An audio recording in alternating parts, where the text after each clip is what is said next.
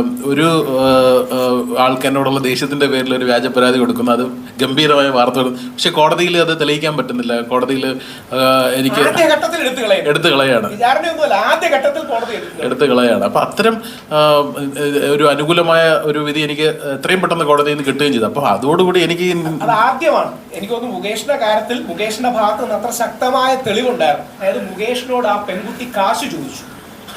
മുകേഷിന്റെ ഭാഗ്യത്തിന് ആ പെൺകുട്ടി ഒരു വോയിസ് നോട്ടായിട്ടാണ് കാശ് ചോദിച്ചത്.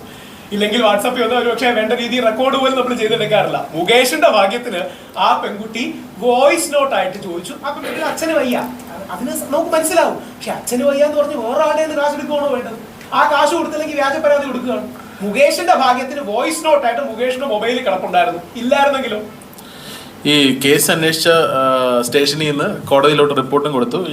ഇങ്ങനൊരു സംഭവം നടന്നിട്ടില്ലെന്നും വ്യാജമായ പരാതിയാണെന്നും വകുപ്പുകൾ നീക്കം ചെയ്യുകയും ചെയ്തു. പക്ഷെ ഇപ്പോഴും എൻ്റെ ഏറ്റവും വലിയ വിഷമം എന്ന് പറയുന്നത് ആ വാർത്ത കാര്യക്ഷമമായിട്ട് അത് അങ്ങനെയാണ്. ഇപ്പോഴും നമ്മളിപ്പം മറിച്ചാണ് വാർത്ത വന്നിരുന്നെങ്കിലോ, പോലീസ് കൊടുക്കുന്ന റിപ്പോർട്ടിൽ എനിക്ക് പ്രതികൂലമായിട്ട് വാർത്ത വന്നിരുന്നെങ്കിൽ അത് ഭയങ്കര ബ്രേക്കിംഗ് ന്യൂസ് ആയിരുന്നു. മുകേഷ് നായർ കുറ്റം ചെയ്തെന്ന് പോലീസ് കണ്ടെത്തി, മുകേഷ് നായർക്കെതിരെ പോലീസ് ശക്തമായ തെളിവുകളെന്ന് പറയും. മുകേഷ് നായർ